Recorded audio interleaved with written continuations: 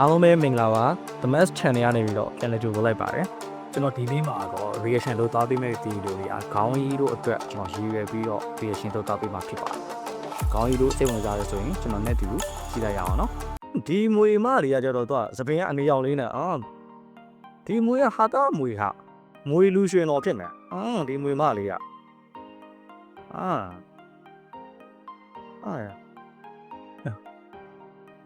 ဒီမွေလေးရတော့တော်တော်လှရယ်ဒီမွေလေးကခါခလုတ်တာရမ်းလှတာခေါင်းကြီးကတော့သဘောကျနေတယ်တူတယ်ဒီမွေလေးတော်တော်လှရယ်ဗျာဒီမွေကတော့ချဲပါဒီမွေကခဲတလိုင်းမွေသူကခဲတလိုင်း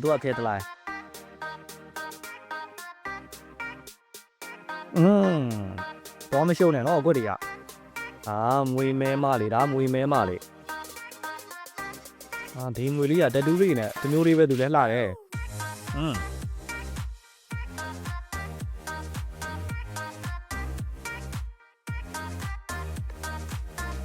ဒီမွေကတော့ဒါတရုတ်မွေဖြူလေးပေါ့နော်တရုတ်မွေဖြူလေးဘိုက်ထွက်တာရင်တော့ထွက်နေနော်မာဆေနဲ့ဖိုက်မှာစစ်ပတ်လေးနဲ့ဒီမွေဖြူလေးတော့ခေါင်းကြီးတို့တော်တော်ကြိုက်မယ်နဲ့တူတယ်ကျွန်တော်တော့ကြိုက်တယ်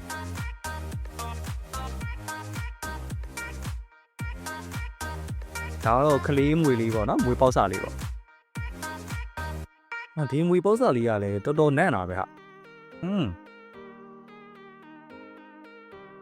ဘာမှမထိန်မသိနိုင်နော်မွေပေါက်လေးဆိုပေမဲ့စိတ်ပြင်းတယ်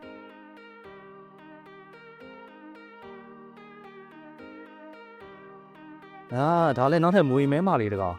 ဒီငွေမမဲလေးလည်းလှရပဲဒါပေမဲ့သူခါနှုတ်တာတွေကတော့တိတ်မလှ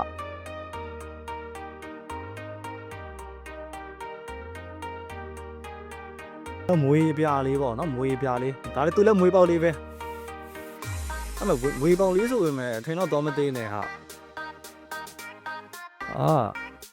မိုက်တယ်သူကမိုက်တယ်တော့မိုက်တယ်မွေလေးကကြတော့နည်းနည်းစပင်းကစုပ်ပွားလေးဖြစ်နေတယ်ဒီကိုလေးစုပ်ပွားမွေလေးပေါ့